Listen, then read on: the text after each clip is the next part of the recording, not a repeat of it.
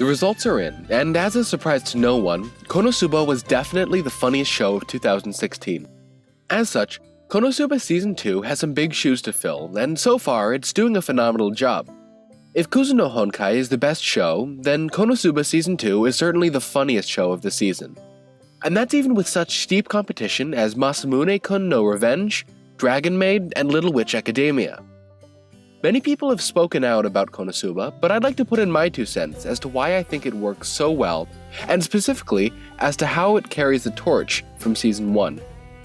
The whole show thus far has been hilarious, but I'd like to specifically dig into Episode 6. This episode had me consistently laughing out loud and exhibits all of the characteristics that I'll be talking about today.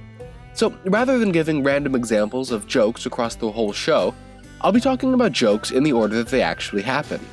Hopefully, this let me show you the forest by looking at each tree individually. Starting off, let's talk about the main characters. This is one of those shows where everyone is crap. In a good way. Well, Season 2 maintains the consistent characters established by Season 1. Kazuma is our asshole hero with the task of defeating the Demon Lord. He's a selfish, short-tempered pervert, surrounded by idiots. Aqua is a goddess, but she's the biggest idiot of the bunch. She's possibly even more self-centered than Kazuma, always blowing money they don't have on booze, and doing everything for her own immediate amusement. Megumin is a chuny who only cares about her explosion magic, even though one use drains her for the rest of the day. And Darkness is a masochistic knight who enjoys being abused by monsters and watching everyone else be scumbags because it turns her on. Our motley crew must work together to defeat the Demon Lord against all odds.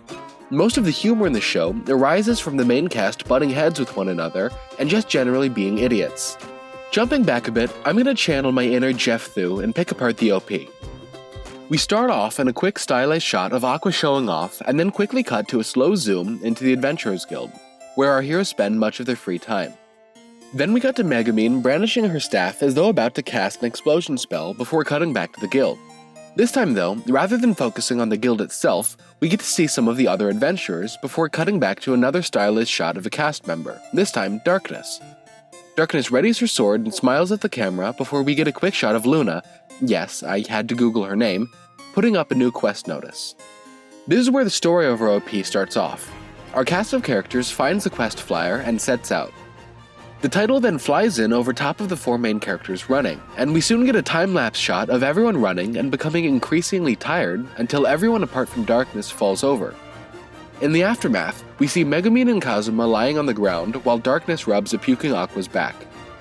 The first thing I noticed about this OP is how it loves to circumvent overused cliches. Just think of how many OPs you've seen that has a pan over the cast running over a grassy field for no apparent reason. I'd hazard to guess a lot. Contrary to the norm though, this time everyone hates running and straight up pukes out of exhaustion. As a cynical anime fan, this was a very nice break from tradition.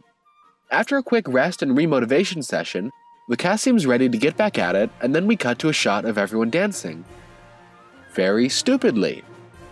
Again, this harkens back to old-time shots from shows like Lucky Star and Rosario Plus Vampire, and yet, once again, different because Studio Dean knows that their characters are at their funniest when also at their most incompetent.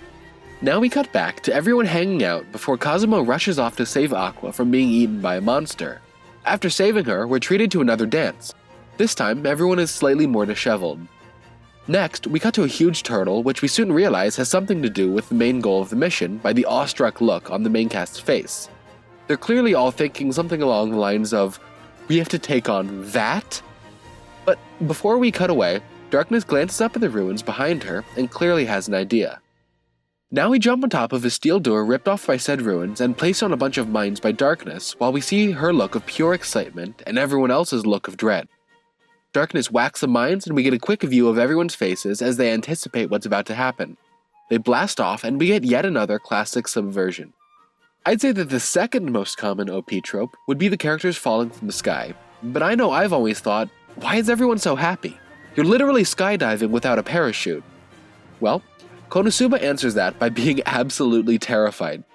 We get a shock of Kazuma and Aqua's terror, as well as Darkness's look of masochistic joy before Megumin saves the day with her explosion magic. Aqua catches the shockwave in her shawl and the party uses it like a parachute. On the way down, Kazuma uses his steel to get a set of golden cherries. Upon returning to the guild hall, we learn that the quest was to retrieve those cherries. Quest complete. We wrap up with a few more shots of the minor characters, and end on a still frame of everyone celebrating. Clearly this OP knows what it's doing. Hilarity at every twist and turn, subverting cliches at every point. The animation has a lot to be praised, but above all else is the expressiveness of the faces. Konosuba isn't afraid to go off-model when the need arises, and doing so produces some genuinely hilarious faces. Coupling them with some awesome animation, and we're reminded of something made by Studio Trigger. In fact, many of these clips even remind me of one of Mako's scenes from Kill la Kill. The excess of blur lines and in-between frames produces a huge sense of weight between each individual gesture, as though you're being made to notice every bit of body language. But just as important as knowing how to animate is knowing when not to animate.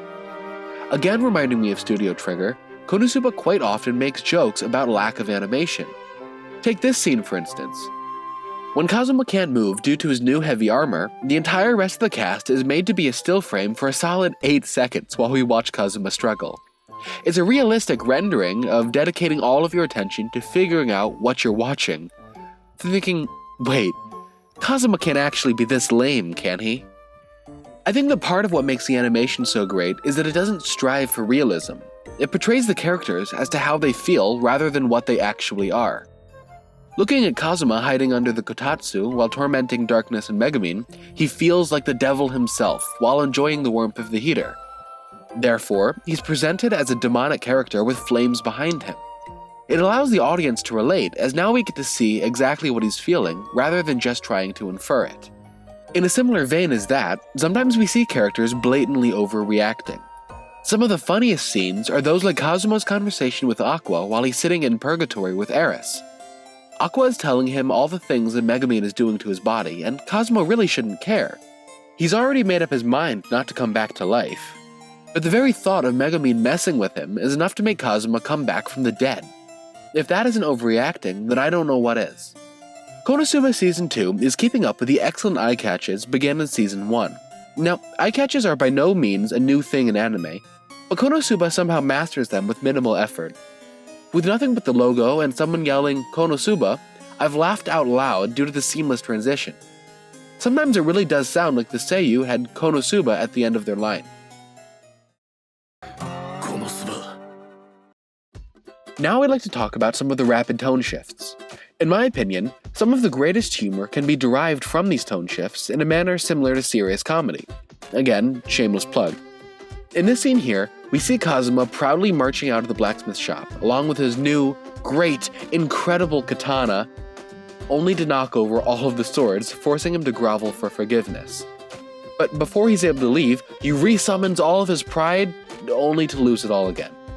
Or in this scene, where Darkness and Kazuma are lamenting over the death of Vanir, only to find out that he's still alive and still kind of a dick. These tone shifts work because the fluidity of the writing is able to make the audience feel truly somber before immediately breaking the spell it just created with more bizarre humor. Lastly, let's go through the ED.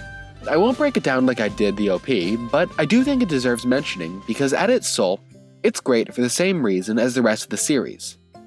In a show about this fantastical world, all our characters are just humans. The ED has a bunch of shots of everyone going about their day doing trivial things. It's reminiscent of that great montage from episode 1 where we see the mundane lives that Kazuma and Aqua are leading. What it does is ground the cast in a sense of reality. We then end on a beautiful shot of everyone coming home after a hard day's work to find Kazuma cooking fish. Everyone's genuine happiness really cements the idea that as much as they bicker and fight, these 4 people are truly great friends and an excellent team. Hey guys, thanks a lot for watching this week's video on Konosuba. Like I said earlier, I am absolutely loving this show. It's hilarious, and if you're not watching it yet, you really have to be.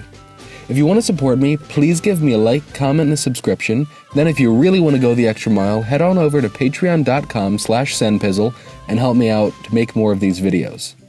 At the time of the recording this, we are sitting at 194 subscribers, so I suspect by the time it comes out, we'll have reached 200 subscribers.